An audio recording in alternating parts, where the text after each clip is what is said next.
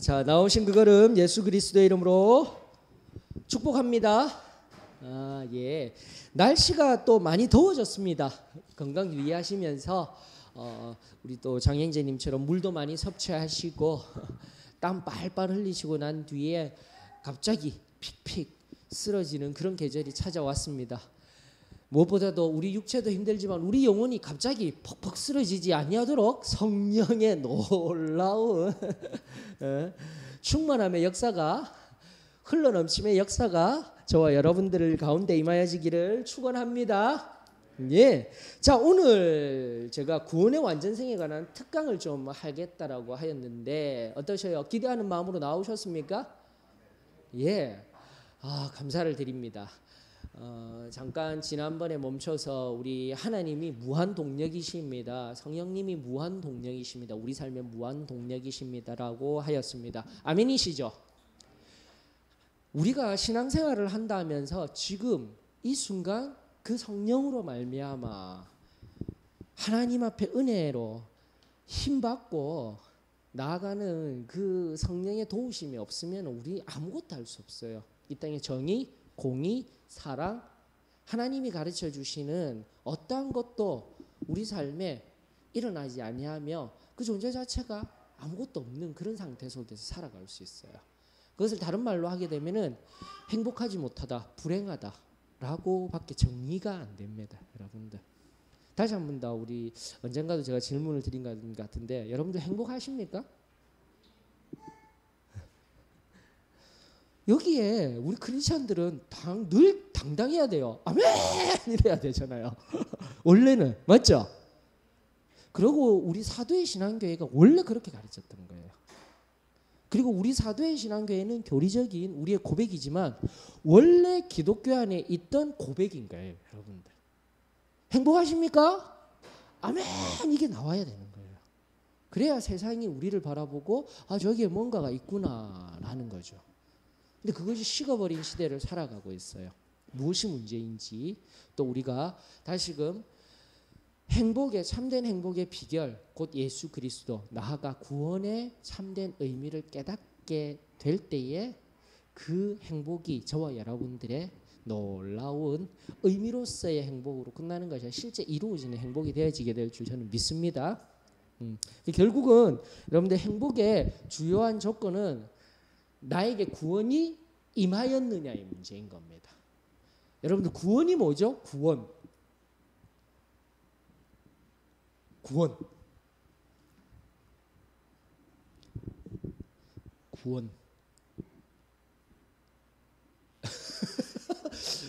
가끔씩 제가 굉장히 어려운 질문을 하는 것 같다라는 느낌을 받을 때가 있습니다. 그래서 용어들 하나하나는 굉장히 쉬운 용어를 내가 질문을 하는데 어찌 보면은 딱 멈춰서서 대답을 잘 못하는 그런 상태. 괜찮습니다. 그러면서 자꾸 우리 무엇인지 정립해 나갔으면 좋겠습니다. 구원이 뭐죠? 구원? 다시 한 번 더. 건져주신 것, 죄로부터 건져주신 것 좋아요. 또요?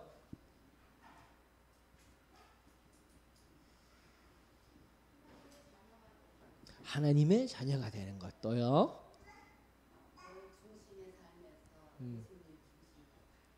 바뀌는 것. 예, 좋아요. 또요?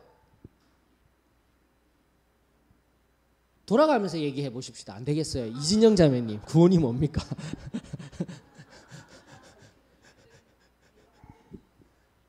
우리를 죄에서 건져주시는 것 똑같습니다. 맞죠? 어느 분이요? 우리 장유한 형제님은요?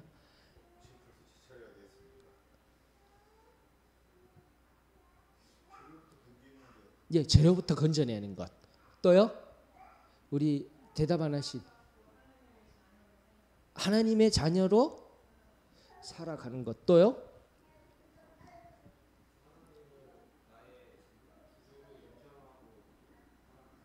영접하고 살아가는 것. 또요? 마지막?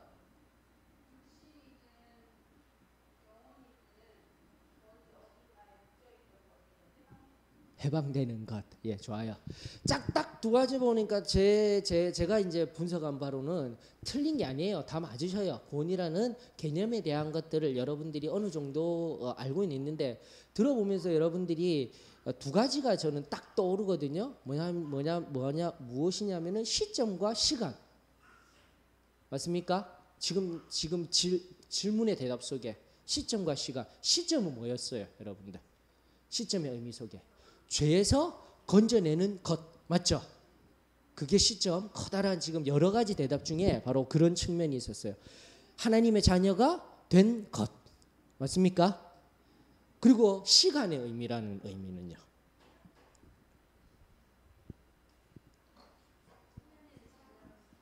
그렇죠. 하나님의 자녀로서 살아가는 것. 뭐야? 그럼 구원의 의미가 도대체 뭐인 거예요? 두 가지 다 합쳐진 거. 맞습니까? 두 가지가 합쳐져야 되는 것. 우와, 두 가지가 합쳐져. 그러니까 우리가 구원 받았습니까? 받았습니다. 이렇게 하고 있는 의미가 지금 여러분들이 지금 방금 고백하신 것 같이, 예, 시점 속에 구원이 있습니다. 뭐 제가 늘 얘기를 했기 때문에 여러분들이 어느 정도 감은 오실 거예요. 시점 속에 구원이 있습니다. 그리고요, 시간 속에 구원이 있습니다. 이것은 무슨 말이냐면 궁극적으로 천국에 가게 될 그때에 완성이 이루어지는 거예요. 이 개념이 항상 우리들 속에 있는 구원이 되어져야 돼요. 근데 왜 제가 이 구원에 대해서 다시 한번 묻게 되냐면은, 첫 번째, 우리가 구원론에 있어서 구원이 무엇입니까 하게 되면 시점 속에서 구원만을 생각할 수가 있어요. 맞습니까? 즉 간단하게 뭐에서부터요? 죄로부터요. 이 개념 중요하고요. 그래서 죄가 뭔지도 알아야 되고요. 그 다음요, 죄로부터 어떻게 된다고요? 건짐을 받는다, 해방을 받는다, 맞죠? 누구를 통하여서 중요해요. 예, 맞아요. 예수 그리스도가 누구신지, 이게 굉장히 또 중요한 관점이고요. 구원에 있어서요. 그다음 예수 그리스도를 통해서 죄에서 건짐을 받아서 그 결과가 무엇이냐라는 겁니다. 하나님의 자녀? 그럼 좋습니다. 하나님의 자녀. 좋아요. 또요, 다른 거는 결과. 승리생활하는 거. 자, 이게 지금 좋은 얘기가 나왔어요. 우리의 교리적 입장으로는 구원받고 구원, 성결, 성령, 침례 이런 얘기 조금 이따 다시 하고요. 구원을 받았다라면 구원받은 후에 뭐가 있다라는 거예요. 승리생활 방금 얘기했죠. 승리의 생활을 한다라는 의미. 이미 우리는 단순하게도 시점을 자꾸 강조된 상태, 죄에서 해방받는 것, 구원받아야 합니다. 여기에가 자꾸 강조가 된 줄 알았는데 절대 그렇지 않아요. 죄에서 해방되었던 구원을 받고 난 뒤에 뭐가 강조되었다라는 겁니까? 승리생활이라는 것은 다시 한 번 더 뭐예요? 시간인 거예요. 엄청 중요한 겁니다, 여러분들 이게. 그런데 지금 우리의 상태를 바라보면은 어디에서만 머물러 있는 거예요? 여기에서만 머물러 있는 거예요. 그리고 여기에서 시간의 개념은 사라져버리고 또 점이 하나 더 등장하는데 어디로 가게 되면은 궁극적인 미래. 뭐죠? 천국. 우와, 이렇게 생각하고 있어요. 우리 머릿속에. 자, 나는 여기에서 구원받았어요. 죄에서 해방이 되었어요. 그리고 바로 어디에 가는 걸로요? 천국 가는 걸. 여기는 없어요. 생각보다 이거 심각해요. 생각보다. 오늘 구원의 완전성이라는 의미를 바로 이런 관점에서 제가 접근을 해보고 싶어요. 자, 죄로부터 해방되었던 어느 순간 그것을 우리가 과거라고 하십시다. 즉 구원의 시점의 영역을 과거라는 시간으로 쫙 해서 과거에 있었습니다 하고 나서 결국은 나중에 어디에 가는 거예요? 천국에 갈 때 미래의 사건입니다. 맞습니까? 자, 그런데 오늘 중간에 빵 떠버린 오늘 바로 이 현재의 삶 속에 구원의 의미들이 무엇이 있을까? 이게 중요한 관점이다라는 거죠. 완전을 이루기 위해서. 혹시 여기 이 중간에 그러니까 구원받았던 과거의 어느 시점으로부터 나는 천국에 차표를 받았어요. 티켓을 받았어요. 맞죠? 그 의미로 여겼던 그 시점상의 구원의 의미를 잠깐 내려놓고 시간성 속에서 지금 이 순간 하나님의 자녀로 살아갑니다. 우리 좀 더 보편적인 용어죠. 기독교인에게 있어서. 근데 우리의 신앙적인 용어로서는 방금 제가 끄집어 올린 뭐예요? 승리의 생활 살아가고 있습니까? 이 영역에 있어서 여러분들 그러면은 승리의 생활 하면서 오늘 그럼 나는 무엇을 하고 있어야 된다라는 말의 의미입니까?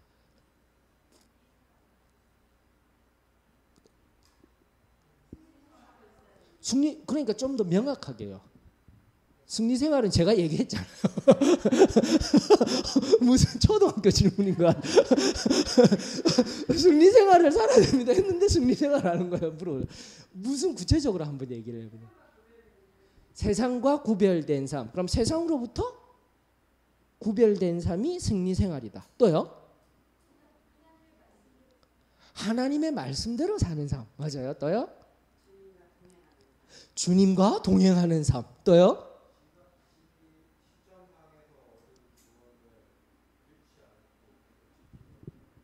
계속 지키면서. 이거 끝났잖아요. 맞죠? 지금 제가 무슨 말을 하려는지가 다 끝났어요. 여러분 이렇게 한 번만 딱 따로 떼어내서 이 지금까지 교회에서 배웠던 구원에 관한 의미, 우리가 행복해지고 구원받아서 행복해져야 되는 삶인데 이 개념만 지금 생각하셔도 끝났어요. 이미 여러분들이 답은 다 알고 계시는 것 같으셔요. 맞죠?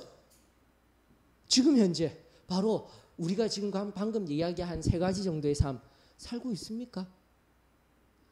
아멘이 되어져야 되는 거예요. 여기 아멘이 안 되면 이제 뭐가 되는 거예요? 다 허물어지는 거예요, 여러분들. 이게 성경이 말하는 겁니다. 굉장히 중요한 관점이에요.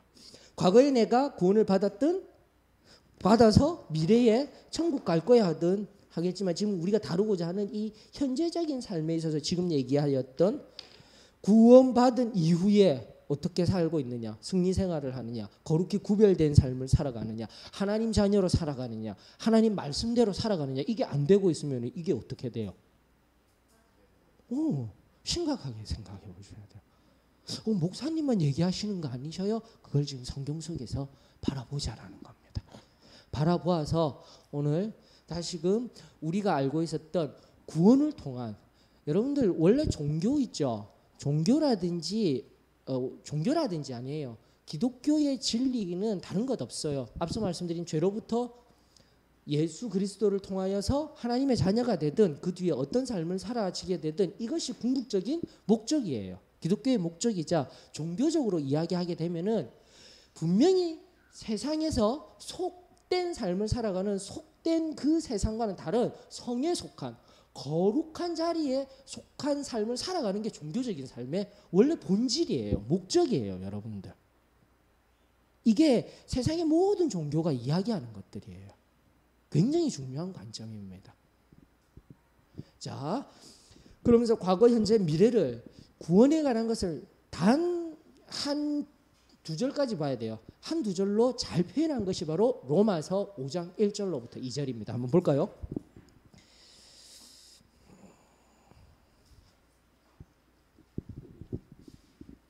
자, 로마서 5장 1절, 2절 다 같이 읽어보십시다. 시작. 그러므로 우리가 믿음으로 의롭다 하심을 받았으니 우리 주 예수 그리스도로 말미암아 하나님과 화평을 누리자. 또한 그로 말미암아 우리가 믿음으로 서 있는 이 은혜에 들어감을 얻었으며 하나님의 영광을 바라고 즐거워하느니라. 아멘. 자, 여기에 과거, 현재, 미래 용법이 다 들어가 있어요. 과거적인 용법은 뭐죠, 여러분? 맞죠? 의롭다 여김을 뭐 어떻게 됐다고요?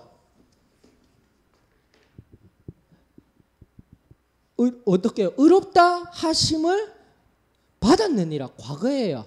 이미 지금 로마서가 기록되어지든 지금 현재 우리들에게도 필요한 것은 뭐예요? 예수 그리스도로 말미암아 믿음으로 고백하면 우리가 어떻게 된다고요?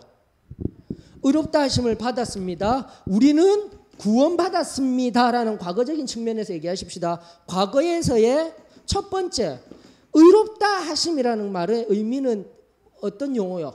단 하나의 용어, 칭의 맞죠? 칭의, 하나님 편에서 말씀한 칭의예요. 맞죠? 그 다음에 우리 편에서는 뭐예요? 구원.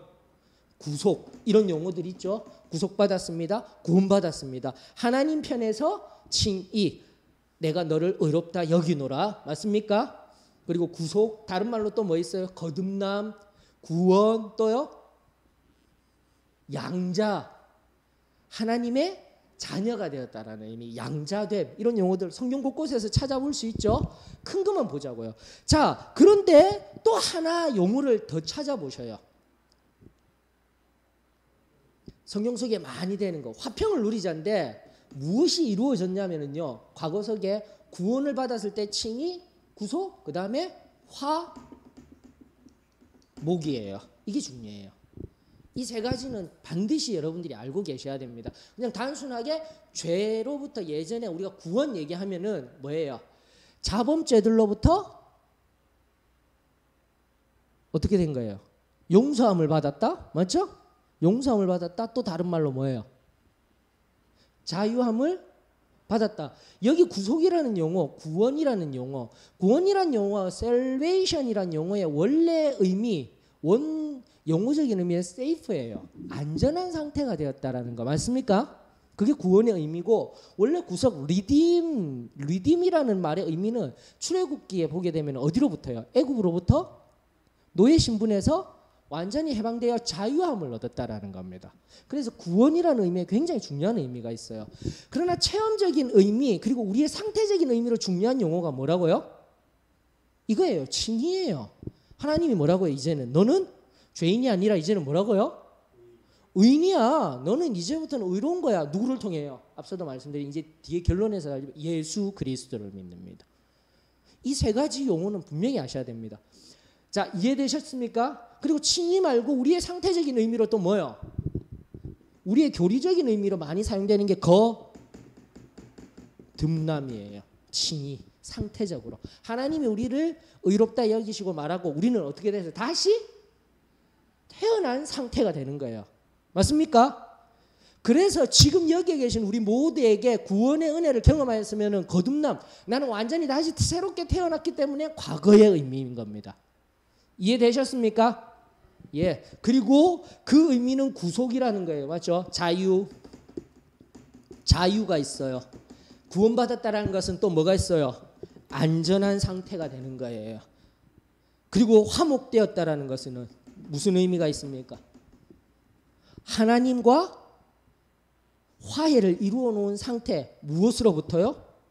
죄로부터 하나님과, 이 개념을 명확히 하시면 되는 거예요. 구원의 의미. 그냥 간단하게 죄에서 용서함 받았습니다 이렇게는 하지 말고, 이제부터는 과거에 내가, 이게 왜 과거 시점이 되느냐, 새로 태어났다는 거듭남의 의미로부터 시작하는 거예요. 나는 철저하게 우리는 구원부터 시작하는 거예요.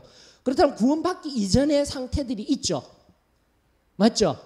반드시 기억해야 된다. 그 상태는 다른 말로 하게 되면 우리 뱃속에 있을 수도 있어요. 교회에 올 수도 있어요. 말씀 들을 수 있어요. 엄마 뱃속에서부터 뭐 하고 있어요? 태교 받듯이, 맞죠? 말씀도 들을 수 있어요. 교회도 올 수 있어요. 그러나 다시 한 번 더 반드시 무엇을 경험해야 된다는 겁니까? 영적인 거듭남이 경험되어져야 합니다. 이것을 명확하게 잘 표현한 것이 뭡니까? 고린도후서 5장 17절에 있는 말씀을 하나하나 찾아보십시다. 고린도후서 5장 17절, 우리가 잘 아는 말씀이죠. 고린도후서 5장 17절 290페이지에 있습니다. 291페이지. 자, 다 같이 읽습니다. 시작. 그런즉 누구든지 그리스도 안에 있으면 새로운 피조물이라. 이전 것은 지나갔으니 보라 새 것이 되었도다. 아멘이시죠? 그리고 요한복음 3장 3절 맞습니까? 거듭남에 관하여서 어떻게 돼야 된다고? 사람이 어떻게 돼야 된다고요? 다시 태어나지 않으면 안 된다라는 의미, 거듭남의 의미. 이것만 아셔도 충분한 거예요. 그래서 앞전에 있었던 하나님을 사랑하심, 제가 12단계 얘기해 줬죠. 하나님을 알아야 됩니다. 하나님 사랑을 알아야 됩니다. 그 다음 어떻게 해요? 타락 알아야 돼요. 우리의 모든 문제는 또 엄밀히 얘기하면은 우리가 약하다 하는 그 이면에 항상 뭐가 있어요? 죄의 권세가 있는 거예요. 우리를 죽음으로 인도한 죄라는 것이 있어요. 근데 이제 이미 앞서도 말씀드린 죄라는 것은 이미 알려드렸어요. 제가 끊임없이 죄는 무엇인지 계속해서 알려드리고 있습니다. 죄는 무엇입니까? 죄. 죄. 하나님 뭐? 하나님께 대항하려 하는 것. 또요? 적극적인 측면이 있는 것 같아요. 또요? 죄. 하나님의 뜻에 어긋나는 거. 다시 한번 생각해 보세요. 제가 지금 칭이 거듭남이라는 상태적이에요. 다시 이렇게 정의를 한번 계속해서 죄의 상태적인 의미로 죄를 정의하자면요, 하나님과 함께 있지 아니하는 것. 하나님 없는 상태가 뭐예요? 죄예요. 아주 쉽죠. 아주 쉽죠. 개념을 자꾸 잡아 나가셔요. 하나님과 함께 없으면 그게 죄구나. 그게 바로 최초의 내가 칭이라는 거듭남을 받기 이전에, 다시 태어나기 이전의 상태인 거예요. 간단해요. 아주 간단해요. 그래, 모든 사람은 어떻게 해요? 죄 가운데 있다라고 성경은 말하고 있습니다. 하나님의 영광이, 모든 사람은 죄인임에 하나님의 영광이 이르지 못하더니라는 로마서에 있는 말씀 여러분들 잘 기억하고 있을 거예요. 그걸 예수 그리스도로 말미암아 우리에게 주신 놀라운 사건, 구원이다라는 겁니다. 완전히 변화돼 칭이 되고 양자됨 상태도 여기 있죠. 양자됨, 여기 다시 기억하지 않아도 양자, 이런 것들 굉장히 좋은 거예요.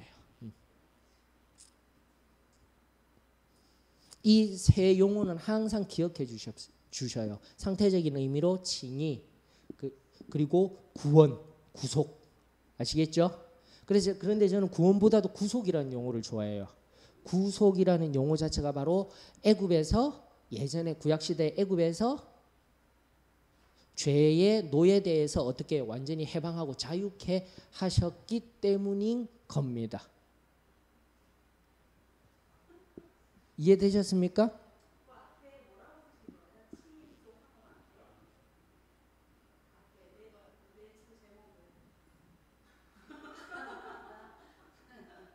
이건 뭐 신경 쓰지 마세요. 저도 모르겠습니다. 적어놓고는.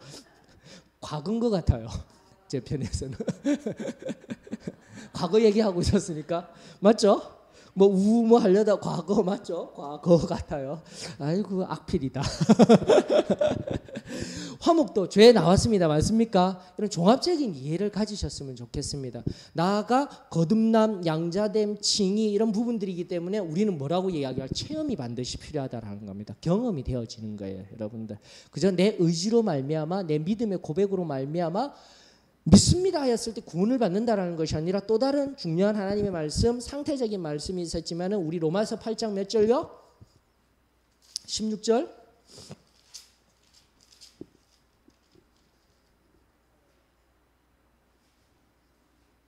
준비되셨습니까? 다 같이 시작. 성령이 친히 우리의 영과 더불어 우리가 하나님의 자녀인 것을 증언하시나니, 이건 명백한 겁니다. 반드시 경험적인 인식을 넘어선 체험적인 신앙이 필요합니다. 그래서 제가 말씀드렸죠. 바깥에서는 아주 간단하게 회심이 있고 회개가 있고 난 뒤에 나중에 구원이 있어요. 구원이 무슨 의미냐면은 어떤 의미요? 인격적으로 만나는 상태가 있어요. 단계들 속에서 있어요. 그 인격적으로 만난다라는 것이 우리는 아주 단순하게 딱 부러지게 뭐라고 했던 거예요? 체험해야 합니다. 경험해야 됩니다. 이거 명확하게 하십시다. 정말 내가 과거에 구원을 받았다는 의미는 명확하게 경험론적인 체험적인 신앙을 가져야 한다라는 거. 이건 우리만 얘기하는 것이 아니라 성경적인 하나님의 진리입니다라는 거예요. 그래서 이성적으로만 그냥 이해되어지는 구원만 가지고 있게 되면 평생을 가도 처음부터 되어지지 아니하였기 때문에 은혜 자체가 없는데 나는 은혜 받은 줄 알고 믿음으로 오늘날에 오직 믿음으로 여러분들 언제도 알려드렸죠. 개혁 프로테스탄트 개신교가 일어나던 그 시기에는 철저하게 적이 있었어요. 누굽니까? 구교잖아요. 카톨릭에 대항하여서 싸웠기 때문에 오직 믿음으로서의 의미, 반대적인 의미에서는 걔네들에게 있어서 뭐예요? 직제에 의하여서 예전적인 의미가 커요. 그렇기 때문에 그 당시에는 이 예전으로 인하여서 사제가 베푸는 예전으로 인하여서 구원을 받는다라는 의미가 컸기 때문에 오직 믿음으로가 강하게 대두되어져야 되는 거예요. 근데 오늘날의 시점에서 무조건 오직 믿음으로 하게 되면은 이건 큰일 나는 거예요. 그래서 우리가 신앙생활을 하고 하나님의 말씀을 안다, 그리고 은혜를 경험하였다 하였을 때 우리가 사용하는 용어, 그 용어가 나에게 어떻게 사용되어지고 적용되어지고 있는지, 또 이제 결론적으로 자꾸 얘기하지만 현재 지금 나의 삶의 상황 속에서 존재적인 뭐 이런 거 하면 또 말씀이 어렵잖아요. 지금 상황 속에서 항상 나에게 적용할 수 있는 용어를 자꾸 바꾸어야 돼요. 오직 믿음으로만 하게 되어지게 되면은 안 된다라는 겁니다. 성경은 끊임없이 이야기하기를 반드시 어떻게 해야 된다고요? 거듭나야 된다 하였습니다. 맞습니까? 그리고 아까 고린도후서 5장 17절에 보라 새 것이 되어졌다. 새롭게 다시 태어난 것 같은 새 창조물이에요. 모방품이 아니에요. 전혀 새로운 것, 없었던 것이 낫다라는 거예요. 완전히 다시 태어났다라는 의미가 진정한 구원, 거듭남, 양자된 칭의의 의미인 거예요. 원래 죄였는데 죄도 다 사라지고 새롭게 너가 모든 것들이 완전히 깨끗해진 상태가 되었어. 이게 뭐라고요? 구원. 그것은 반드시 성령 하나님께서 그때로부터 시작하신 하나님의 놀라운 은혜의 역사입니다라는 것을 기억해야 돼요. 근데 간단하게 얘기했지만은 태어나기 전에 무슨 시간이 있다고요? 뱃속에 있듯이 하나님 말씀 듣고 그 체험과 경험을 하지 못했지만 뱃속에 있듯이 교회에 나오고 하는 사람, 이제 거듭남을 가기 위한 과정 속에 있는 거예요. 그 또한 뭐예요? 하나님의 은혜입니다. 그래서 기다리는 은혜가 필요한 거예요, 여러분들. 하나님의 때가. 그래서 우리는 앞전에 보게 되면 오면은 무조건 다 눌러가지고 기도시키려고 했잖아요. 그래서 제가 조금 다른 얘기했지만 율법적인 표상을 가지고 있습니다. 억압적인 표상을 가지고 있습니다. 저는 그랬어요. 그래서 쓸데없는 짓도 했다 했지 않습니까? 어떤 짓요? 무조건 와서 기도시켜가지고 머리 부댕이 잡고 하니까 그냥 그것도 끝나면 안 돼요. 기도해서 일어나려고 해도 그것도 아니야. 어떻게 해야 돼요? 눈물이 있어야 돼요. 울어야 돼요. 그럼 울면 은혜 받은 줄 알았잖아요. 그런데 그 다음에 어떻게 했어요? 그래서 어떻게 했다 했습니까? 잠깐 화장실 갔다 올게요 이래놓고 화장실에 있는 두루마리 휴지에다가 물을 머금어서 입에다가 딱 넣고 들어오는 거예요. 그러면서 기도하는 척 하다가 어금니를 꽉 깨물어요. 그럼 뭐가 나오잖아. 진짜 그랬다니까요, 여러분. 그렇게 해야지 은혜 받았네 이렇게 했으니까. 이게 뭐 일단은 우리의 성경의 깊은 자리로 나가지 못한 체험적인 신앙만이 강조되어진 우리의 무지의 한 부분이었습니다. 부족한 영역이었습니다 라는 것을 이제는 바르게 알자라는 거예요. 근데 그것이 나쁘다라는 건 아닙니다. 계속 제가 반복하고 있죠. 근데 그것만 지금 하게 되면은 오늘 날도 마찬가지. 그냥 엎드려서 뭐예요? 은혜로 간다라면 뭐 하는 단계까지 가면 되는 거예요? 눈물이 나왔어. 울었어. 그리고 그 눈물을 주신 것 누가 하신 거야? 하나님이 하셔서 내가 은혜 받았어. 이건 큰일 나는 거예요. 체험이 너무 앞서가면 안 된다는 겁니다. 그리고 그 체험이라는 것이 결국 나의 정서적 만족으로 끝나버리게 되면 그것은 은혜하고는 상관이 없습니다. 이미 제가 알려드렸어요. 그러나 지금은 그런 것들을 다루는 시간이 아니기 때문에 다시 한 번 더 이 과거적인 의미 충분히 이해하셨습니까? 예, 중요한 관점입니다. 그러면서 로마서 3장 19절로부터 28절까지의 말씀을 여러분들이 체크를 하셔요.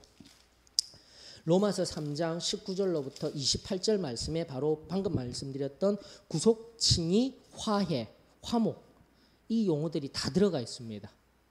구원에 관한 의미. 그래서 새롭게 하셔요. 로마서 3장 몇 절요? 19절에서 28절까지. 그래서 율법으로 말미암은 율법이라는 것은 여기서 무엇을 의미할까요? 모세 오경만을 의미하는 것이 아닙니다. 교회 안에 가지고 있던 그들이 가지고 있던 그 당시로는 제사장이 가지고 있던 미드라시라든지 율법의 해석의 영역, 율법의 관습의 영역까지 다 포함된 용어예요. 여러분들 그렇게 되면 오늘날 우리 교회 안에서는 어디까지 포함된 용어라는 겁니까? 교리까지요. 이걸 눈여겨보셔야 됩니다. 그래서 교리로 인하여서 우리에게 가르쳐지는 신앙 이것은 잠깐 내려놓아야 돼요. 다시 한번 더 구속, 칭의, 화해, 화목 이 영역들로 말미암은 구원을 구원관을 우리는 명확하게 새롭게 제시해야 합니다.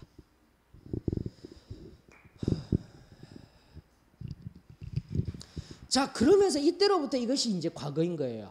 근데 이제 손 들면서요. 그러면은 구원 이후에 받았던 그 은혜들은 다 뭔가요? 여러분들. 그거는요. 이제 이야기하지만은 바로 현재적인 영역의 문제인 거예요.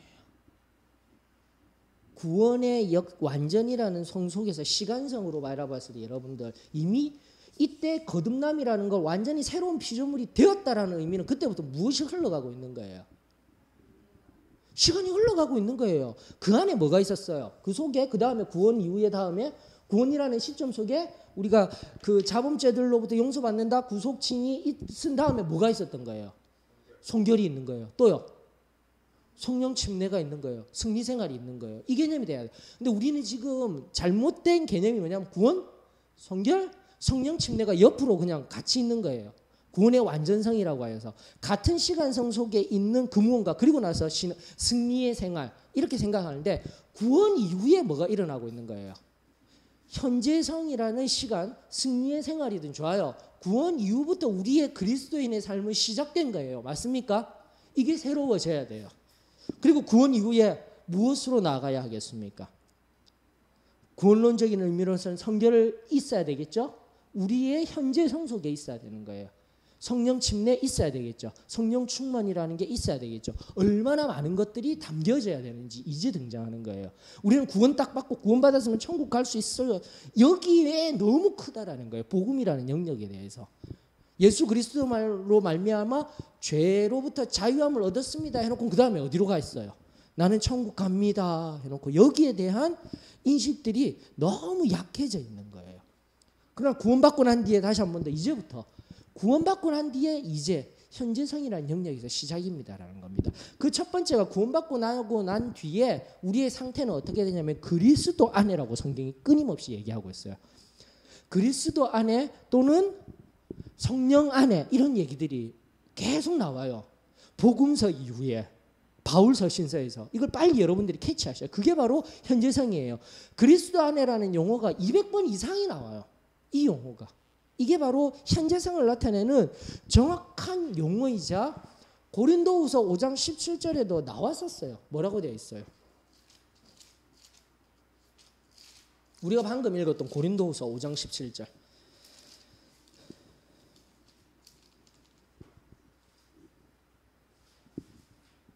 맞죠? 맞습니까? 이 말의 의미가 명확해요. 여기가 시간이 딱 여기서 구원의 의미 과거가 되었다 했죠. 과거라는 것은 구원 맞죠? 구원 딱 되었으면 그리스도 안에 있으면 여기서부터 뭐가 되고 있는 거예요? 이미 시작됐잖아요. 새로운 피조물이 되었잖아요. 구원받고 난 뒤에 새로운 피조물이 된 거예요. 시작되고 있는 거예요. 그러므로 무슨 상태인 거예요?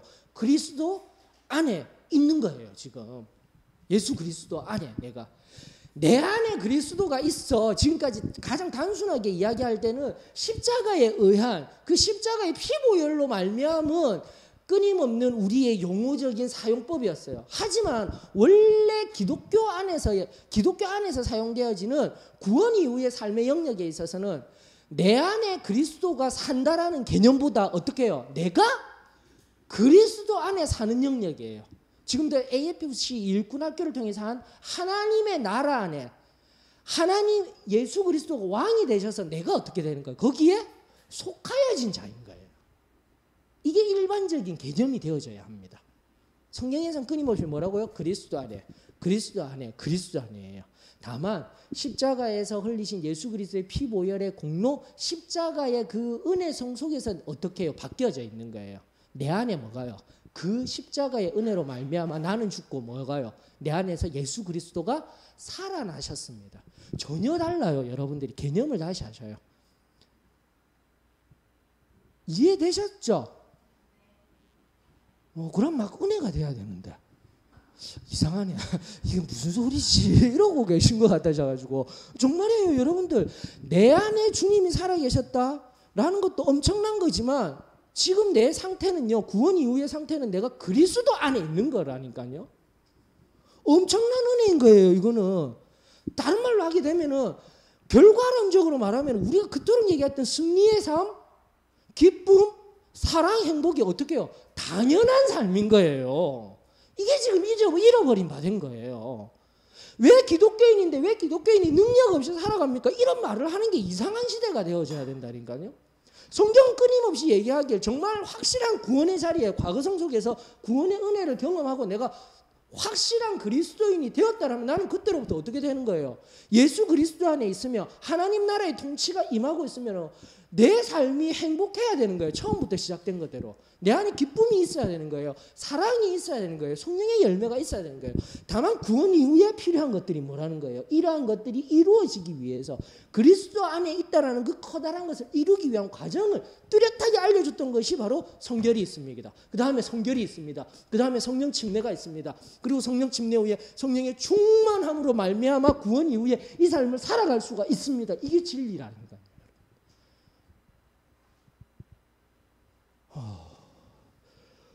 그래서 말씀 속에서요. 나는 단순하게 그냥 구원받고 성결함 받고 성령 침례 받아서 승리 생활할 수 있습니다. 그냥 막 기도해가지고 그때 주는 은혜로 살았던 것 말고 하나님의 말씀 속에서 하나하나 내가 받았던 진리들이 말씀 속에서 명확하게 끄집어 올려지니까 저는 전율이었거든요. 과거의 일이었지만. 그리고 지금도 담대히 전하고 있는 거예요. 침 튀겨가면서 지금 전하고 있잖아요. 이유는 간단합니다. 이게 뭡니까? 진리라고. 내가 행복해지고 내 안에 지금 당연하게 그리스도 안에 있는 내 상태를 알기 때문에 나는 행복한 거예요. 두말 세말할 필요가 없는. 이미 구원 시작할 때부터 우리는 구원받았습니다라는 그 의미 속에서요. 우리는 행복한 사람으로 살아가도록 당연히 되어져 있는 겁니다. 이게 성경이었어요. 성경이 우리에게 말하는 구원의 의미였던 거죠. 그런데 또다시 강조하는 건 무엇입니까? 그렇다고 여기서 끝나버렸나? 앞서도 말씀드린 바와 같이 무엇이 있어요? 여기에 뭐가 있어요?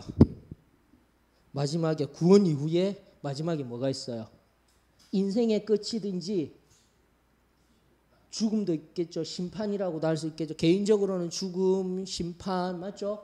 온갖 마지막에 대한 의미들 있죠. 종말 맞죠? 자, 이때 우리에게 가장 좋은 용어는 뭐냐면요. 항상 죽음, 내가 죽으면 무엇하고 있을까? 심판받을까? 이런 생각할 필요 없이 단 하나 용어면 됩니다. 영화가 있어요. 영화. 천국 가면은 영화만 보는가 보다. 그런 영화가 아니라 영원히 완전히 내가 지금 우리 예수 그리스도께서 부활하신 연후에 어떻게 되셨어요? 부활하신 연후에 다메섹 동상에서 그 70인의 제자들 중에 12명의 제자 말고 2사람이랑 함께 걸어가고 있는데 못 알아봤잖아요. 옆에서 말씀도 다 듣고 있는데 못 알아봤잖아요. 그렇게 영화로운 영혼과 몸의 상태가 되는 거예요. 여러분들 그걸 잠깐 보여주신 거예요. 예수님께서.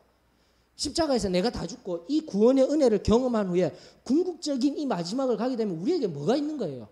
엄밀히 얘기하면 영화가 있는 거예요. 전혀 우리가 상상할 수 없는 잠깐 보여주셨던 우리가 지금 뭐 얼굴과 얼굴을 대하고 있는데 이런 모습이 아니라 이런 상태가 아니라 감히 상상할 수 없는 가리우고 숨겨진 비밀의 영역인 거예요. 우리는 천국이다, 새 예루살렘 성령이다 종말론적으로 바라보고는 있지만 이 영화가 이거죠. 이 영화가 우리 안에 들어오는 때가 언제일까요? 영화는 궁극적으로 나중에 이루어져요. 맞죠? 시간성 속에서 끝에 마지막에. 근데 이게 바로 어딘가에 있어요. 그래요.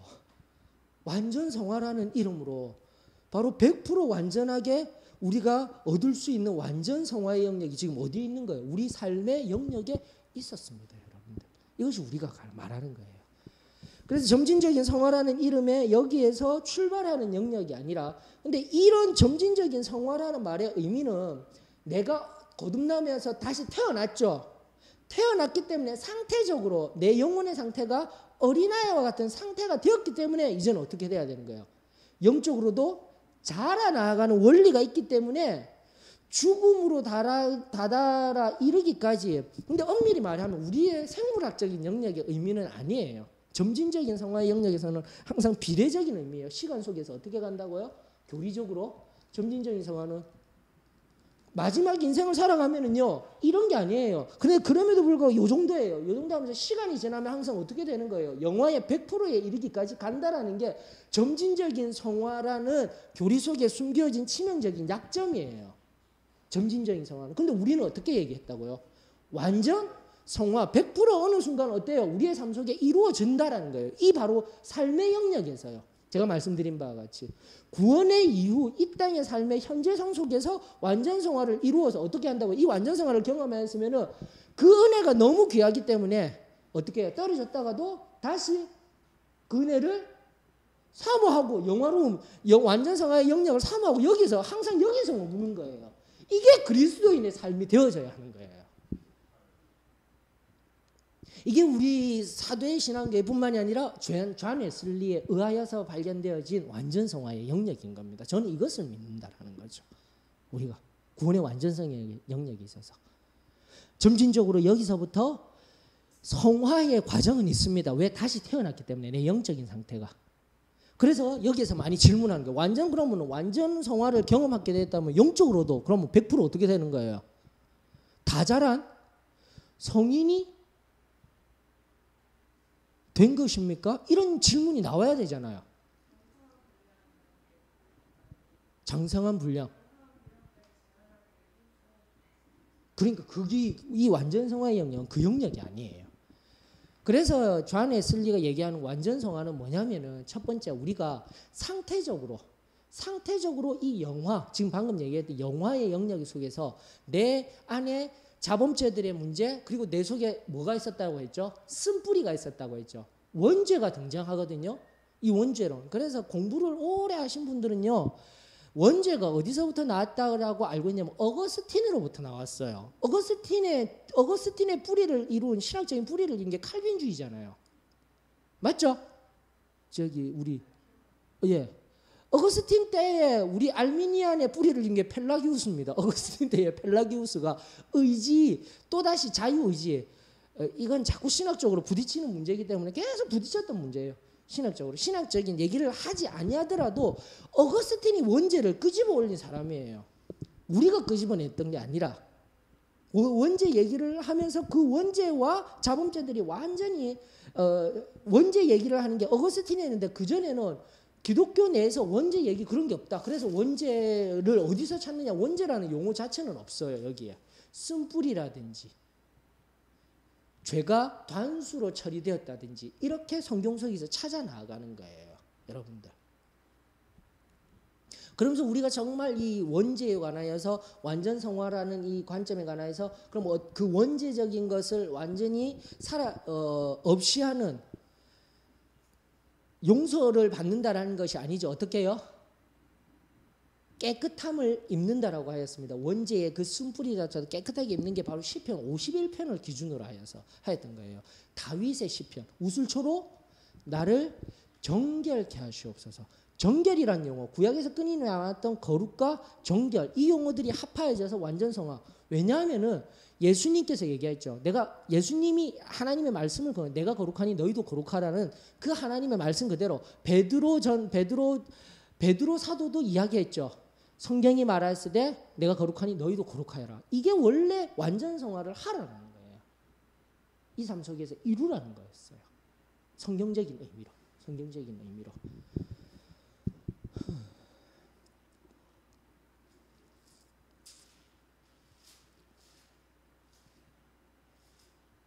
그러면서 일단은 뭐 더 깊은 자리까지 가는 것보다 완전 성화를 이룰 때 아까 다시 질문드렸던 그러면은 어른이 다 되어버리나요? 아니라는 거예요.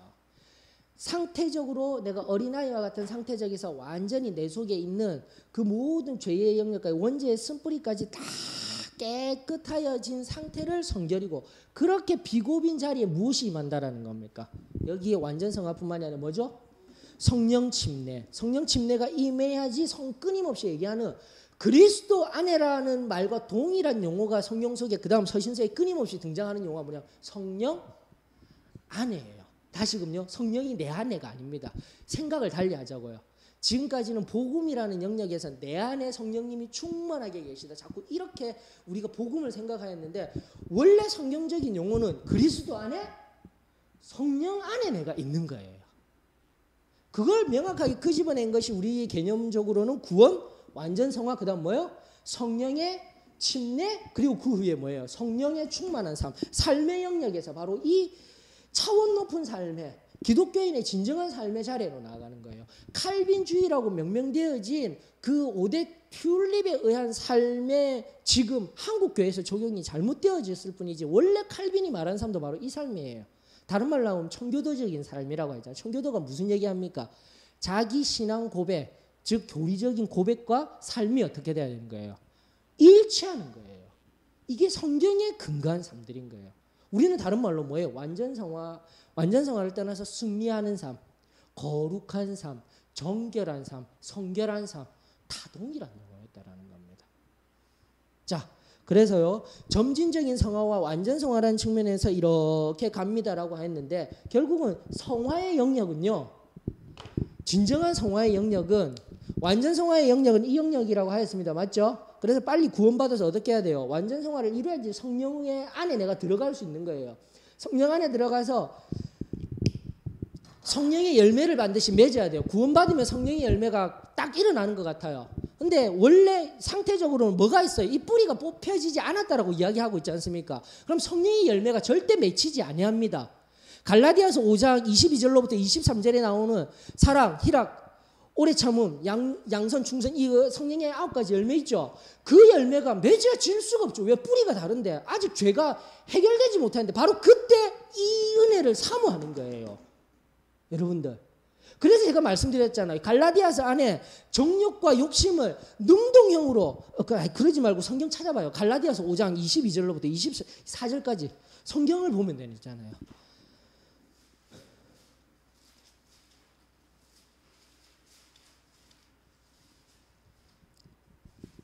갈라디아서 5장 22절로부터 23절. 오직 성령의 열매는 사랑과 희락과 화평과 오래 참음과 자비와 양선과 충성과 온유와 절제니, 맞죠?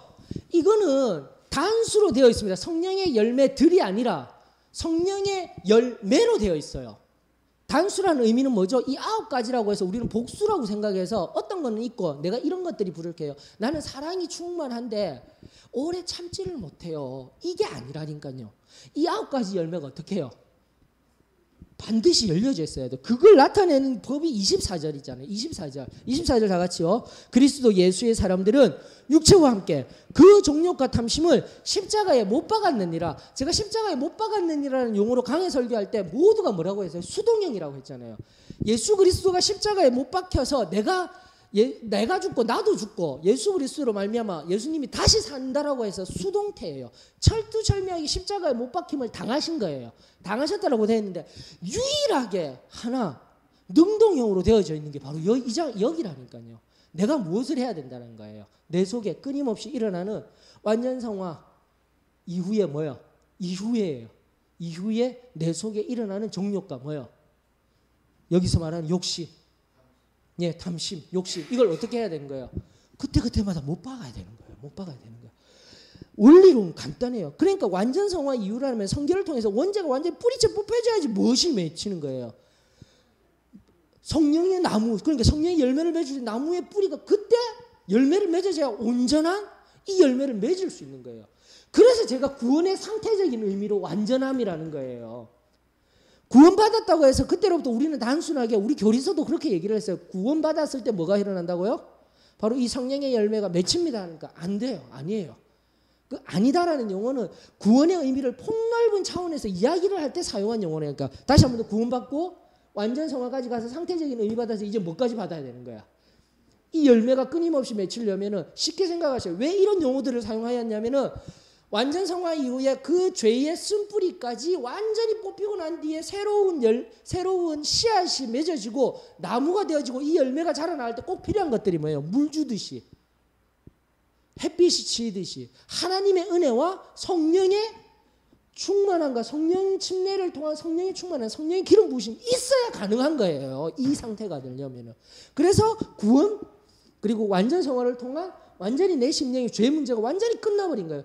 구원이라는 내 영혼의 상태적인 의미로 나는 그리스도 안에 완전히 있게 되는데 성령 안에 있게 되려면 어떻게 되는 거예요? 성령의 침례. 사도행전 2장에 의거한 성령이 처음 성령 충만의 첫 번째 사건으로서 성령 침례가 나에게 온전히 임하여지게 될 때 내 안에 찰랑찰랑한 물이 임하여지게 될 때 바로 그 씨가 온전히 자라고 나서 무엇이 열린다라는 겁니까?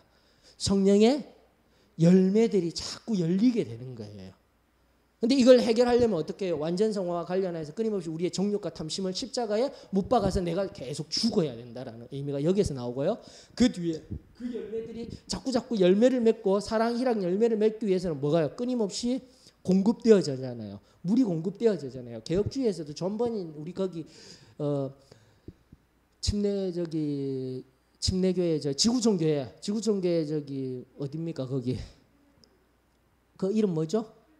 그래 필그림 하우스 갔을 때 존 버년에 의하여서 거기 보셨죠? 마귀는 끊임없이 불 지르고 있고 예 물이 계속해서 성령의 기름이 공급되어져야 되는 거예요. 성령의 열매가 자라기 위해서는 반드시 원리적으로 성경은 명확하게 전체로 바라보셔야 돼요. 무엇이 반드시 필요하다고요? 성령이 끊임없이 필요한 거예요. 여기 상태까지 와야 된다는 게. 그래서 구원, 성결, 성령 침례가 옆에 있었다라는 이유가 여기 있는 거예요. 하지만 구원 이후에 현재적인 삶에서 완전 성화라는 영역이 있었습니다. 그리고 무엇이 있어야 돼요? 성령 침례가 있어야 됩니다. 그리고 또 뭐가 있어야 돼요? 성령의 충만함이 끊임없이 지금의 내 현재적인 지금의 삶에 있어야 되는 거예요. 과거의 어느 시점에서 아니에요. 과거에는 뭐만 있으면 되는 거예요? 구원만 있으면 되는 거예요. 현재의 문제예요. 지금도 끊임없이. 여러분들 처음 됐느냐 두 번째 되었느냐의 문제예요. 완전 성화를 한 번 경험한 것이 아니라 그래서 제가 말씀드렸죠. 어느 순간 구원, 성결, 성령 침례를 받게 되어지게 되면 예전에는 이렇게 가르쳤어요. 내가 죄 짓게 되면 어디로부터 다시 받아야 돼요? 구원부터 다시 받아야 돼요.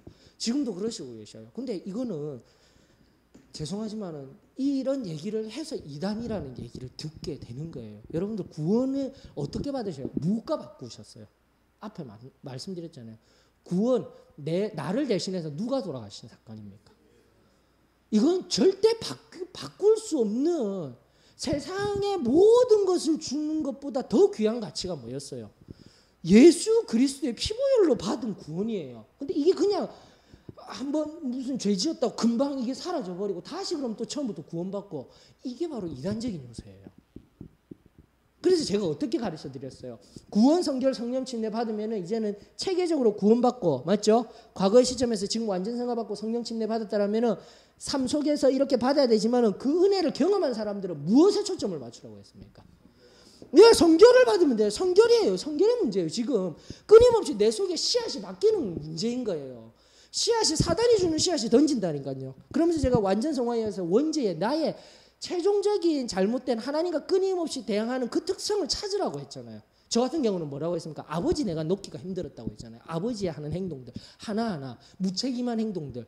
그래서 권위들이 무책임하게 행동하고 비상식적으로 행동하고 성경에 의한 저는 정의로운 사람이에요.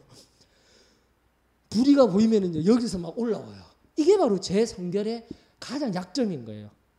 그래서 상식적인 일들이 보이면 저는 막 내 마음에 불 같은 것이 막 올라와요. 말도 안 되는 일이 일어나게 되면. 이게 바로 사단이 나의 원죄 하나님과 대항하는 일반적인 원죄적인 특성이지만 여러분들의 지금 그 특성을 찾으라고 했잖아요. 여러분들이 가진 약한 게 뭔지 찾으셨죠? 아멘이 되셔야 되는 거예요. 이걸 못 찾고 있으면 끊임없이 나는 지금 성결의 영역에서 헤매고 있는 거예요. 그래서 끊임없이 여기 완전 성화를 경험했는데 어디로 가는 거예요? 이제는 파란 걸로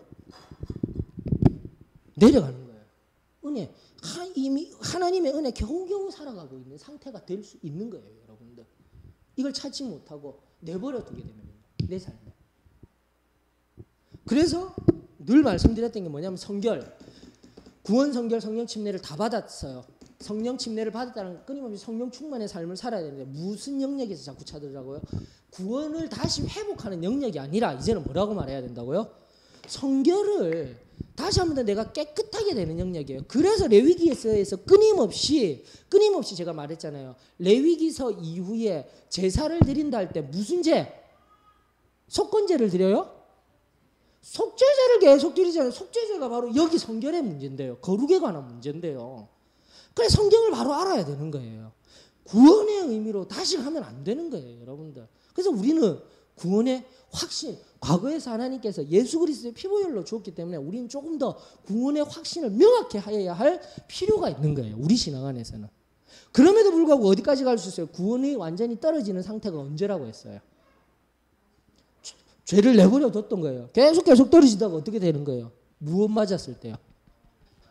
예, 양심조차도 이것이 죄인데도 죄인지도 모르고 살아가는 상태가 되어버리게 됐을 때 조심스럽지만 굉장히 조심스러운 부분이에요. 이 부분은 이미 지금 우리 안에서 회복할 수 없을 정도의 구원의 영역이 되어버려요. 그냥 예수 믿고 교회 다니고 있으면 전부 다 뭐예요? 천국 가는 줄 알고 있는데 안타깝게도 성경적인 입장은 구원이 상실이 될 수 있습니까? 없습니까? 예, 있습니다라고 알려줘야 되는 거예요, 세상에. 그냥 교회 믿고 예수 믿고 교회 생활한다고 되는 영역이 아니다라는 거 아니에요.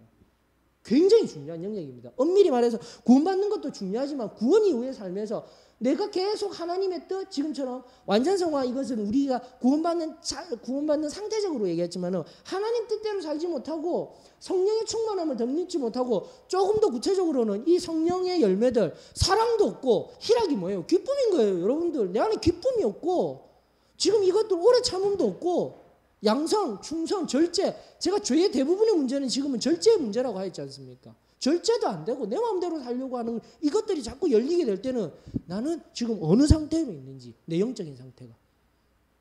그래서 영이라는 여기서 시작된 은혜의 상태 속에서 아래로 내려가서 나는 하나님과 관계없는 자리에 교회에는 나오고 있지만 이 상태에 갈 수 있습니다. 이게 진정한 성경을 통한 진리입니다. 구원에 관한 진리입니다라는 것을 이야기해 줘야 돼요.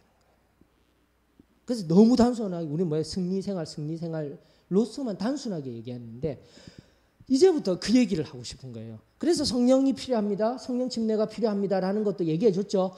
성경의 그 다음 문제가 뭐냐면은 복음서 이후에 서신서가 얘기하는 거, 그리스도 안에, 성령 안에, 그리스도 안에, 성령 안에, 전부 다 그런 얘기들이에요. 그리스도 안에 너희들이 피조물이 되었고 그리스도 안에서 하나님의 소망 속에 살고 영광을 바라보며 살아가는 거다. 미래의 얘기를 끊임없이 하고 있는 거예요.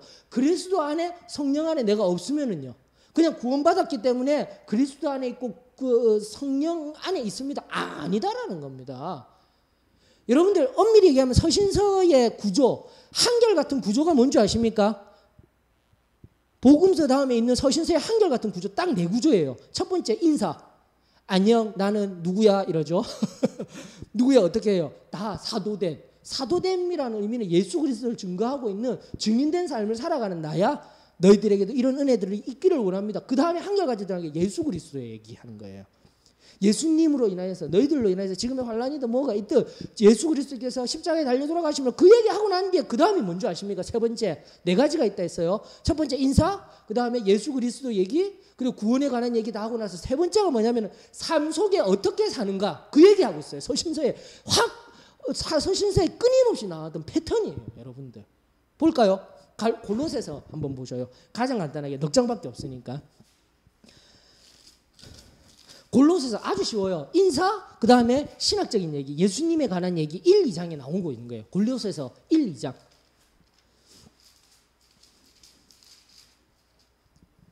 골로새서 1, 2장까지 딱 얘기 나고 3장 1절로부터 뭐라고 하고 있습니까? 다 같이. 골로새서 326페이지입니다. 다 같이 시작. 그러므로 너희가 그리스도와 함께 다시 살리심을 받았으면 위의 것을 찾으라. 거기서 그리스도께서 하나님 우편에 앉아 계시느니라. 위의 것을 생각하고 땅의 것을 생각하지 말라. 이러면서 4절부터 또 무슨 얘기하는 거 있는 거예요. 우리의 생명의 신 쭉쭉쭉 얘기하면서 삶의 문제들, 아내들에게 복종하라 얘기도 나오고요. 이런저런 얘기들, 무할레파와 지금 읽고 있는 삶 속에 있는 이야기들을 막 하면서 결국은 무슨 얘기예요? 죄에서 승리하라는 게 아니라 세상과는 반드시 다른 삶을 사는 자가 되어져야 한다. 철저하게 현재 얘기하고 있는 거예요. 현재석에서 살아가고 있는 얘기. 구원받아서 천국 간다.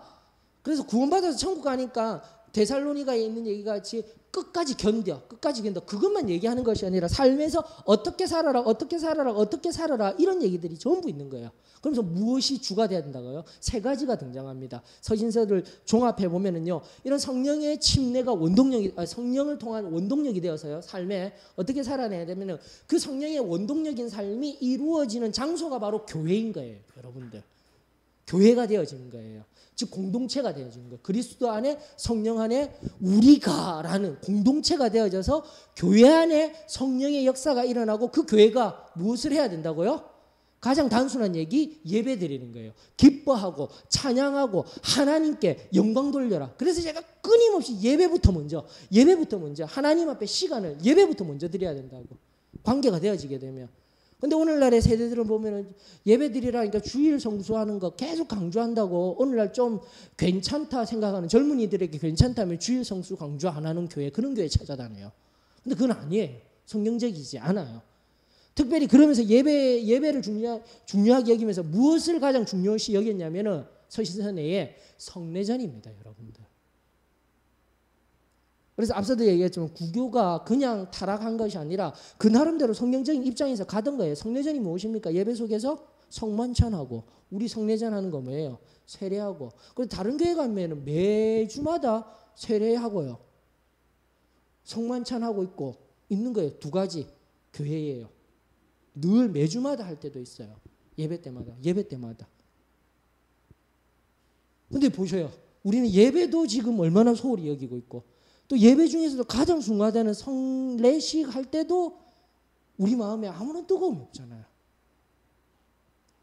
서신서가 그 얘기하고 있어요. 하나님 앞에 먼저 영광 돌려드리고 은혜 받았으면은, 하나님의 자녀가 되었으면은 교회가 되어라, 함께 하여라. 교회가 되어서 뭐하라고요? 예배 드리라. 그리고 세 번째가 무엇인 줄 아십니까? 삶의 영역에서 사랑으로 살아내라는 거예요. 이 세 개예요, 여러분들. 다시 한 번 더 뭐요? 성령의 역사하시는 공간, 교회. 그리고 성령의 역사의 시간, 예배. 그리고 성령의 역사의 방법, 사랑입니다. 사랑. 그래서 제가 사랑 강의해드렸죠. 사랑의 다른 거 못 봐도 딱 세 가지 사랑했습니다. 에로, 필레오, 아가페라고 하지만은 아가파오라고 있어요. 다 동사화시켜서. 근데 그게 바로 신적인 사랑이에요. 아가파오는 하나님이 우리에게 주시는 사랑입니다. 그것을 우리도 세상에 나타내려고 노력하지만 결국은 우리 모든 성도들의 삶은 뭐예요? 필레오의 사랑. 주고받고. 여러분들이 끊임없이 줄 수만 있던가요? 나도 사랑받아야 돼요. 나도 칭찬받아야 돼요. 격려받아야 돼요. 그냥 끊임없이 사랑을 내어주는 것은 우리가 닮고자 하는 예수님의 하나님의 신적인 사랑의 영역이지, 이 땅 가운데서 이루어지는 것은, 그래서 서로를 격려하고, 언젠가 제가 오이코도모스 얘기도 해드렸잖아요. 오이코스라는 게 가정이라고 했죠. 그리고 오이코도모스, 그게 청지기. 오이코도메오가 뭐냐면은 책임져 주는 관계. 이게 바로 교회였다라고 했지 않습니까? 내가 구원받았다라고 아무 생각 없이 나 혼자만 내 신앙으로만 살아가는 것이 아니라, 이 지금 현재성 속에서 이 구원의 완전을 이루기 위해서 이것들이 하나 필요하다라는 겁니다.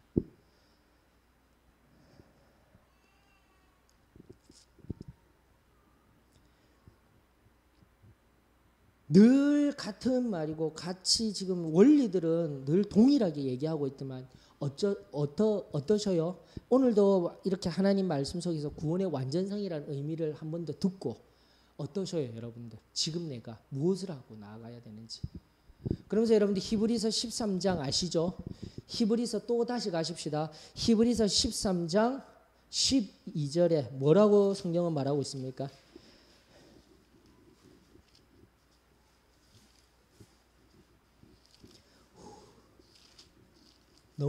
제가 너무 더워서. 크게 큰 소리로 읽어주세요. 다 같이 시작.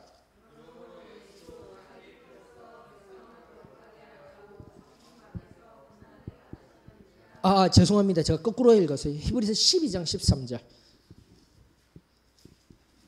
히브리서 12장 14절. 죄송합니다. 14절.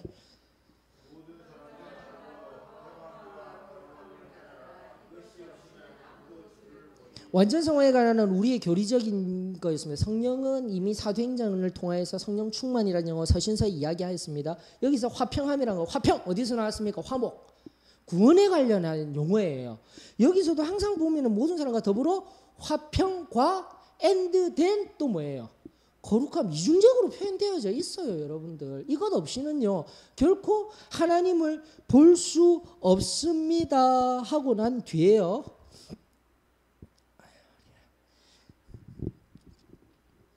히브리서 15장으로부터 무슨 말이 쭉 흘러가고 있을까요?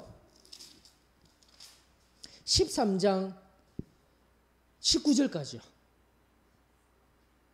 히브리서 12장 14절에서 바로 이 얘기를 했죠. 그리고 15절로부터 13장 마지막 19절까지 한번 보셔요. 삶의 영역들 얘기하고 있는 거예요, 여러분들. 구원받아서요.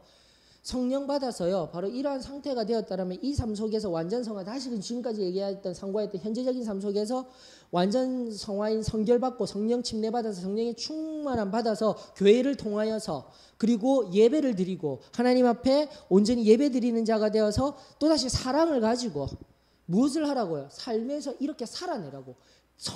성경이 끊임없이 그 얘기하고 있어요. 근데 어느 순간 그 성경 속에 말하던 이 땅 가운데 삶의 영역은 다 빼놓고 살아요, 우리는. 예배만 잘 드리면 되는 줄 알고. 맞습니까? 눈에 들어오시나요, 지금? 13장도 지금 무슨 얘기하고 있어요?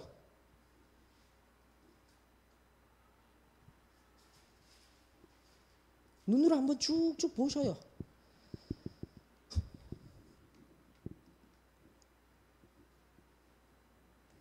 선을 행하고 나누어 주기를 행하라, 뭐 해라, 삶에 있어서 이런 삶을 살아야 됩니다. 저런 삶을 살아야 됩니다. 이렇게 해야 됩니다. 저렇게 해야 됩니다. 끊임없이 얘기하고 있어요, 여러분들.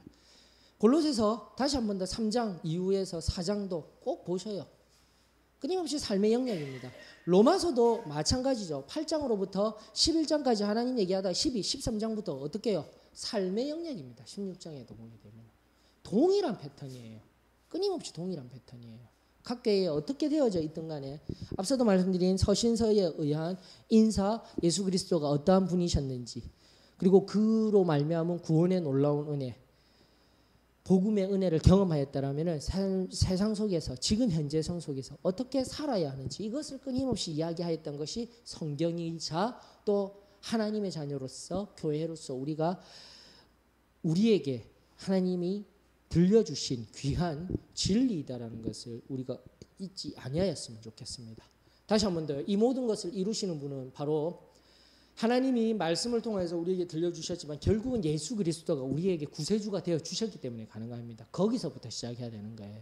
구세주가 되어주셔서 구원의 은혜부터 시작하셔서 이제 나의 삶은 신앙의 영역에 들어와 하나님의 뜻대로 지금까지 상고한 것들을 하나하나 이루어 나갔습니다. 교리적인 우리의 구원론의 관점, 완전성화, 성령 침례, 성령의 충만의 영역 그리고 승리하는 삶이 무엇입니까? 죄의 영역에서요. 이제는 서신서를 통해서 이제는 바르게 보자고요. 계속 제가 얘기하는 죄의 소극적인 영역은 뭐예요? 죄 짓지 말자라는 거예요. 하지 말자라는 영역에서 이제는 여기서 구원을 통해서 내가 죄 문제는 해결안 받았으니까 완전 성화를 통해서도 완전히 나는 끝냈으니까 이제는 뭐 해야 되는 거예요? 성령의 열매 맺는 자리, 하나님의 말씀대로 사는 자리가 되어져야 되는 거예요. 그게 적극적인 영역이에요. 자, 죄가 또 무엇입니까 했을 때 죄 구약적인 용어는 놓아두더라도 하마르티아라는 용어가 무엇이에요? 관역에서 벗어나다라는 의미는 관역에서 벗어났다라는 의미는 죄를 짓지 아니하는 영역의 의미도 되지만 하나님의 뜻을 행하지 못하고 있는 영역도 포함되는 거예요. 이걸 잊어버리고 사는 것 같아요, 우리가. 하나님의 말씀대로 살지 못하면 그것도 뭐라는 거예요? 관역에서 하나님은 이 관역을 허락하여 주셨는데 이 관역대로 살지를 못하고 있으면요. 이 관역대로 행하지를 못하고 있는 거. 그게 지금 관가되고 있어요. 그런 면에 있어서 우리는 적극적인 신앙의 삶을 살아야 되는 거예요. 그냥 은혜 받아서 물 흐르듯이 살아가는 것이 아니라 내 안에 은혜가 있습니까? 구원의 은혜를 받았습니까? 또 이런 완전성화, 성령 침례를 받았습니까? 근데 그거 가만히 내버려 두고 있으면 뭐가 되는 거예요? 내 안에 양심마저 어느 순간 과거에 구원이 되어지고 아니요. 과거의 구원도 아닙니다. 어떤 은혜요? 나 안에 은혜 있는 것 자체가 아니라 그냥 왔다 갔다 하는 신앙생활을 하고 있는 거예요. 하나님의 뜻과는 상관없어요. 현재가 이루어지지 않으면 과거에 구원받았던 그 시점도 화해했던 것도 다 무너집니다. 죄가 오는 순간 들어왔습니다. 이제는 하나님의 통치가 임하여진 것이 아니라 죄의 통치가 임하여진 삶을 살아가게 되는 겁니다. 물론 그 구원의 놀라운 가치가 완전히 떨어지기까지 하나님이 또 참으시고 하는 때는 있겠지만 우리는 성경을 통해서 아는 바 그 놀라운 구원의 은혜를 받고 하나님의 통치를 경험하지만 우리가 바깥으로 슬피 울며 이를 갈며 있는 자리에 종말론적인 어떤 시각이 아니라 지금도 그런 자리에 들어가 있는 거예요. 그래 행복하지 않은 거예요. 예수 믿는다면서 하나님 안에 거한다면서. 저는 오늘 여기에 오신 우리 한 사람 한 사람이라도 하나님 말씀 안에서 이런 구원의 놀라운 의미들이 새롭게 회복되어졌으면 좋겠습니다. 그래서 여기 와서 엎드려서 내가 그냥 그 무언가 내 감정과 내 정서에만 터치가 되어지는 하나님만을 찾으려고 하지 마세요. 하나님 말씀 속에서 하나님이 나에게 주신 말씀 안에서 내가 한 걸음 한 걸음 행하면서 얻는 그 하나님의 은혜도 경험되어지기를 원합니다. 그게 있어야 돼요. 여기 기도 때 앞에서만 앉아가지고 기도만 하다가 얻는 그 은혜가 아니라 그 은혜가 주어졌으니 나는 뭐 하는 거예요? 삶에서 성경이 말씀하시는 대로 살아내면서 하나님이 주시는 은혜, 그걸 저는 다르게 얘기하고 이제는 우리 교회 공동체는 이렇게 얘기하고 싶어요. 사랑하면서 살자고요. 섬기면서 살자고요. 그 얘기하고 있는 거예요, 성경은. 그래서 요한일서의 얘기가 뭡니까? 요한일서의 얘기 다시 한 번 더 구원을 추격하는 거예요. 요한일서 1장부터 3장까지 3장 9절 우리 잘 알고 있잖아요. 하나님께로 난 자마다 죄짓지 아니하나니 그 얘기 해놓고 또 4장 한번 보세요. 4장에서 5장까지 뭐 하라는 거예요? 사랑하라는 거예요. 사랑하라는 거예요, 여러분들. 서신서 전체가 그런 거예요. 삶 속에서 살아가고 있을 때 형제 사랑하세요. 여기서 사랑하세요. 저기서 사랑하세요. 사랑하고 섬기세요. 용서하세요. 앞서 이루었던 화해 이루세요. 이 말을 하고 있는데 우리는 지금 그리스도인으로서 어떻게 살아가고 있는지 보시라니까요. 그래서 거대해져서 돈이 많아지면 물질로 많아 물질만 덜덜덜 던져주고 끝나버리는 삶을 살까요? 아니에요. 내가 시간을 내고 지금 그리스도인으로 살아간다라는 진정한 의미는 다시 한번 내 주위에 있는 형제 자매로부터 시작돼서 관심을 가지고 사랑하며 섬기며 아껴주며 나아가는 삶을 사는 것. 저는 그것이 오늘 다시금 이 소망대에서 새롭게 해석되어진 승리의 온전한 삶인 줄 믿습니다. 그래서 이제는 좀 같이 좀 사랑하면 좀 살았으면 좋겠어요. 사랑합니다. 아니 이게 진짜 말로만 아니라 진짜 여러분들이 제가 아프면은 여기가 너무 아파요. 그래서 해주고 싶은 게 너무 많아요, 저는. 여러분들도 동일하시지 않으실까요? 제가 만약에 갑자기 지금 아파가지고 갑자기 이유도 모를 병에 들어누워 있으면 어떻게 하실 거예요? 목사님 그래 됐대. 그러고 놔둘 거예요? 어떡하든 살리려고 기도하시죠. 기도하실 거죠. 그리고 또 오래되었든 어찌됐든 또 관심 가지고 함께 해줘야죠. 내 필요가 있으면 또 내 필요를 나누어 주는 삶. 이게 지금 성경이 말하였던 삶이고 우리가 지금 해야 되는 삶인 거예요. 근데 그걸 하지 못하고 있으면 뭐예요? 나는 지금 구원의 자리에 있다 없다요? 있다 없다라고 하면은 너무 막 도모 같아요. 완전함 속에 있지 않다라고. 내 부족함을 느끼고 어떻게 해야 돼요? 다른 거 다 필요 없어요. 사랑하면 되는 거예요. 그 사랑 다시금 누구로부터요? 예수 그리스도의 십자가로부터. 그리고 성령으로 끊임없이 이 두 가지만 있는 거예요. 그리고 교회를 통하여서 예배는 항상 드리면서 제가 성경을 통하여서 발견한 구원의 온전한 그 은혜를 경험하여서 행복한 삶을 살아가는 진리입니다. 사랑하는 성도 여러분, 다시 한 번 더 사랑하며 사십시다. 예. 그러면서 여러분들 마지막으로 우리가 눈여겨보았으면 하는 하나님의 말씀은 요한일서 5장으로 한번 가보십시다.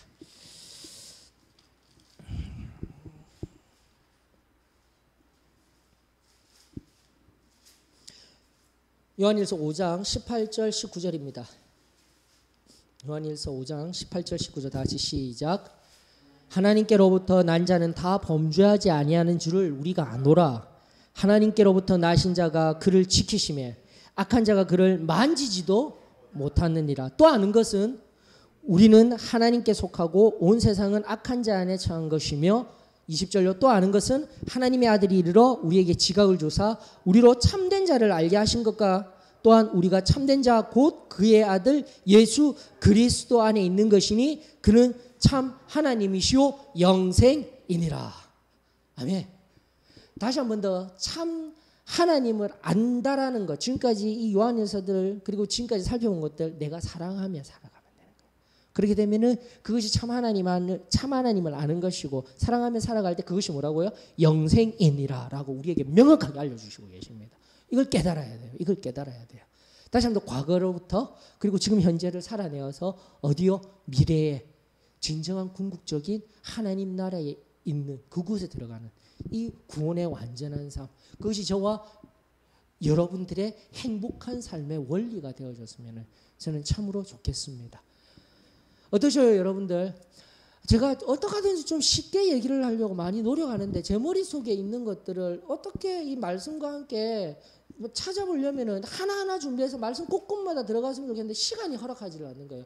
오늘도 원래는 8시 반까지 해야 되는데 지금 9시 다 됐죠? 맞죠? 시간 가는 줄도 모르고 지금 하고 계셔요. 여러분들은 어떠셔요? 지금 얘기한 이 모든 것들 다시 한 번 더 커다란 맥락 속에서의 의미들은 깨달으실 수 있으시죠? 과거의 구원에 있어서 정말 중요한 부분은 뭐예요? 구속, 칭의 밑에 있었던 거듭남이라는 영역, 상태적인 의미, 그리고 그 상태로 말미암아 내가 누리고 있는 것들, 그리고 결과가 무엇인지를 깨달아서 그 과거 성소에서 지금 현재에서 뭐 하고 있어야 돼요? 완전 성화를 누려야 되고 그 완전 성화의 삶 끊임없이 회복하면서 성령 속에서 살아갈 때 그 삶이 어디로부터요? 누구와 함께요? 교회 안에서요. 예배 드리면서 사랑하면서 이루어져야 된다는 거. 이게 성경이 우리들에게 이야기하고 있는 구원의 현재의 모습인 겁니다. 그래서 제일 처음에 제가 얘기했던 구원받았습니다. 은혜 받았습니다. 이후에 어디로만 자꾸 가려고 해요? 나중에 끝이 종말이 오면 천국 여기에만 가려고 해요. 아닙니다. 지금 현재 바로 구원받고 내가 지금 현재 행복한 삶을 살아갈 수 있는 중요한 원리가 바로 여기에 있습니다. 현재 성 속에서 구원을 이루며 살아갈 때에 그 놀라운 은혜가 저와 여러분들에게 이루어지게 될 줄 저는 믿습니다. 완전한 은혜가 흘러가게 될 줄 믿습니다. 그것만 꼭 기억하시고 여기 오셨던 우리들 한 사람 한 사람이 하나님의 그 깊은 은혜 속에서 새로워지며 하나님의 은혜 가운데 가며 나아가는 저와 여러분들이 되었으면 참으로 좋겠습니다. 축복합니다. 기도합니다.